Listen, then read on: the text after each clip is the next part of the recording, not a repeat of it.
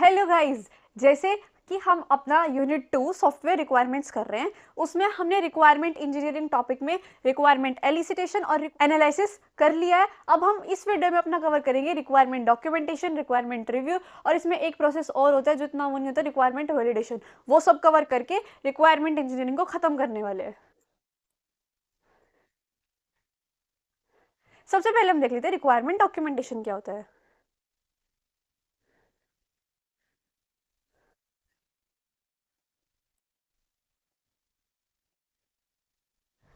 This is end product of requirement elicitation and requirement analysis. Guys, this is requirement. Okay. Analysis known as SRS1. ये हमारा SRS1 बना है अभी. SRS may act as a contract between customer and developer, जो कि हमें पता है ही. So, documentation provides the foundation of software design. अब कुछ भी हमारा जो customer है और डेवलपर है उसके बीच का कॉन्ट्रैक्ट है। अब कॉन्ट्रैक्ट कहीं पे होगा भी तो that's why documentation is important कि हाँ हमें पता है इसमें पूरा लिखा है कि दिस इज एग्रीमेंट। अब रिक्वायरमेंट डॉक्यूमेंटेशन इंपॉर्टेंस क्या उसकी इंपॉर्टेंस है वो देख लेते हैं। Clear communication between stakeholders, reduce misunderstanding and development errors, act as a reference for testing and validation, helps in future system maintenance and upgrades. तो हमारा डॉक्यूमेंटेशन इंपॉर्टेंट है हर चीज़ के लिए, जिससे आपके पास पूरा एक रिकॉर्ड मेंटेन रहे कि ठीक है ये आपकी अभी बात हुई है, स्टेक होल्डर्स के बीच में बात हुई है या ये आपका डिसाइड हुआ है, वो सब हमारा डॉक्यूमेंटेशन में आ जाएगा।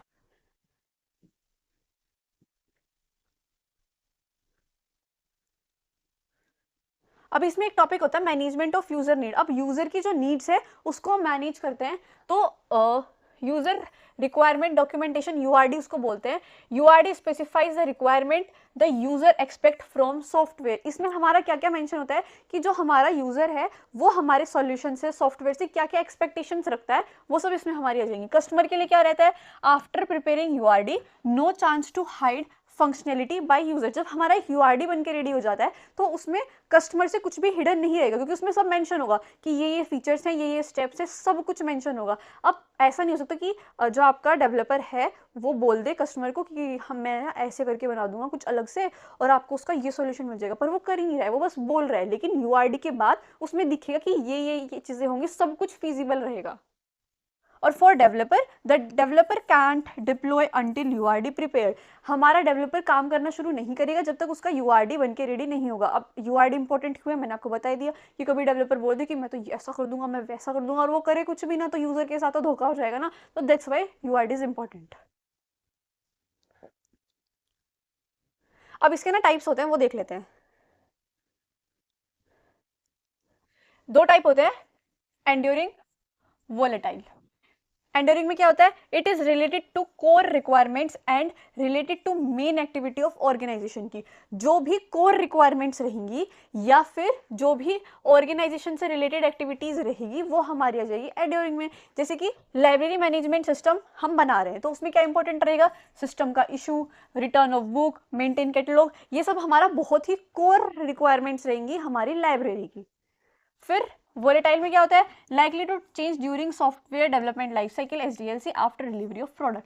यहाँ पे हम चेंज भी कर सकते हैं, ठीक है, ये वोलेटाइल होता है। एसडीएलसी हम यूनिट 1 में कवर कर चुके हैं, वो भी अगर आपने वीडियो नहीं देखी है तो प्लेलिस्ट का थंबनेल इधर आ रहा होगा, उस पर जाके देख सकते हो।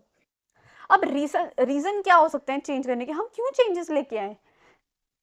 Change in environment, change in technology, change in policies, change in customer expectations is very very important because of upgradation. ये भी मैंने आपको सब कुछ बताया कि क्यों अपग्रेडेशन लेके आने हैं, क्यों सब करना है, ये सब कुछ हमारा एसडीएलसी में कवर हो चुका है।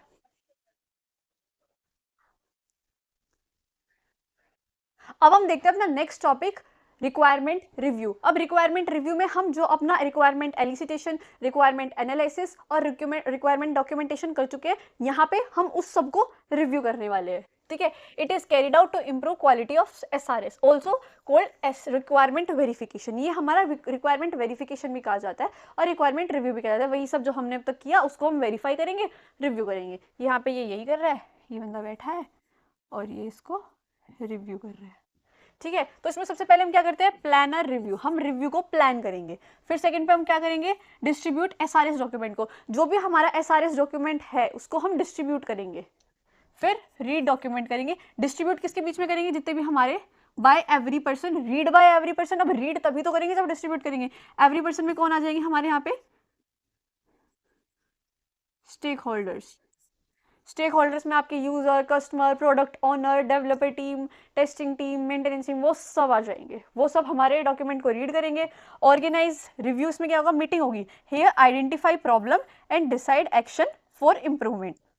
अब जो हमने डॉक्यूमेंट्स को रीड किया उसमें कुछ प्रॉब्लम भी तो हो सकती है ना, उन सब प्रॉब्लम्स को आइडेंटिफाई करके उस पर एक्शन लेके उसको इंप्रूव करेंगे। फिर फॉलो अप एक्शन इस पे हम इंप्लीमेंट करेंगे। जो भी हमने इधर डिसाइड किया, जो भी हमने एक्शन लेने के लिए सोचा है कि ठीक है इस प्रॉब्लम को हम ऐसे सॉल्व करेंगे, यहाँ पे हम वो एक्शन लेंगे और रिवाइज डॉक्यूमेंट करेंगे। यहाँ पे हमारा SRS2 बन के रेडी हो गया। हमारा SRS1 पिछले स्टेप में कंप्लीट हुआ था, जो हमारा डॉक्यूमेंटेशन वाला स्टेप था। यहाँ पे हमारा SRS2 बन के फाइनली रेडी हो जाता है।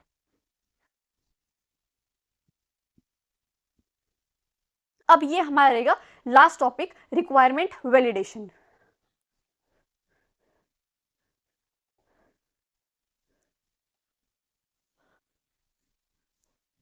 It find the error in document and improve the quality of the software development.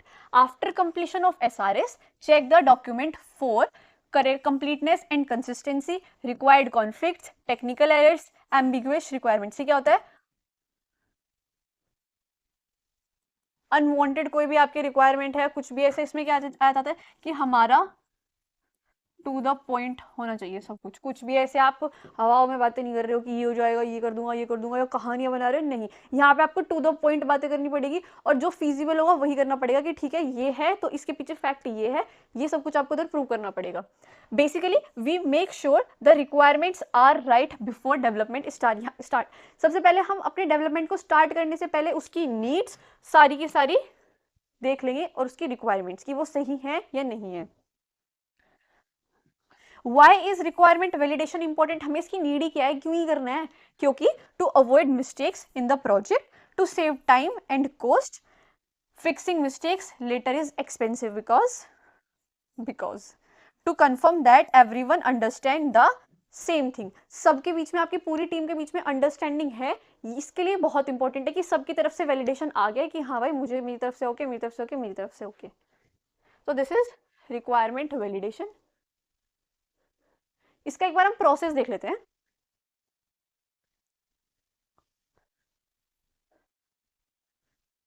सबसे पहले रिक्वायरमेंट प्रोसेस होता है। अब इसमें हमारी तरफ से इनपुट जाएगा क्या? SRS डॉक्यूमेंट, ऑर्गेनाइजेशनल स्टैंडर्ड्स और हमारी ऑर्गेनाइजेशनल नॉलेज, ये हम इसको प्रोसेस में डालेंगे। SRS डॉक्यूमेंट को उठा के डालेंगे। ऑर्गेनाइजेशन, अब हर ऑर्गेनाइजेशन के कुछ ना कुछ स्टैंडर्ड्स होते हैं तो वो हम इधर से देंगे और उसकी कुछ ना कुछ नॉलेज होती है वो हम देंगे। अब इधर से वो प्रोसेस होएगा और आउटपुट में हमें क्या मिलेगा? लिस्ट ऑफ प्रॉब्लम्स और अप्रूव्ड एक्शंस। जो भी हमारी इन सब, हमने सारे डॉक्यूमेंट, स्टैंडर्ड्स, नॉलेज सब कुछ देख लिया, उससे हमें पता लगेगा कि क्या हमारे पास कोई प्रॉब्लम्स है तो उसकी लिस्ट निकल के आ जाएगी और अप्रूव्ड एक्शंस की हाँ ठीक है जो हमें कमी लग रही है वो ये है और जो सही लग रहा है वो ये है। तो इससे हमारा पूरा का पूरा वैलिडेट हो जाएगा। अब हमारे सारे टॉपिक्स कवर हो गए। हम एक फ्लो चार्ट में देख लेते हैं अपने पूरे के पूरे रिक्वायरमेंट इंजीनियरिंग को। इससे आपको सब कुछ एकदम से रिवाइज हो जाएगा।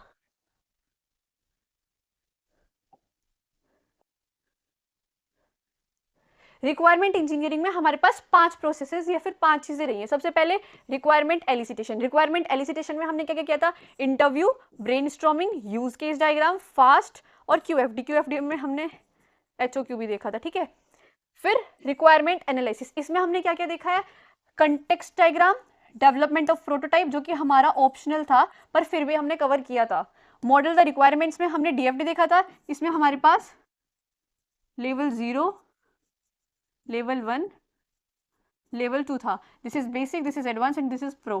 फिर ER diagram, data dictionary, decision table, ये हमने पूरा मॉडल द रिक्वायरमेंट्स में कवर किया था और फाइनलाइज द रिक्वायरमेंट्स कवर किया था।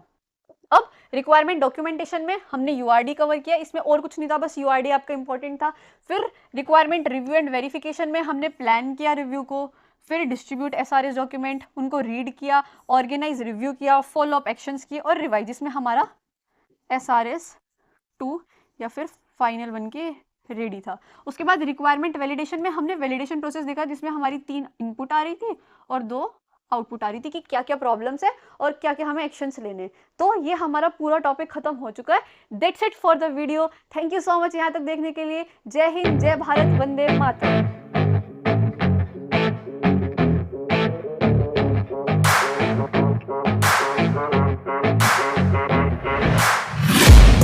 I'm taking shots at the enemy.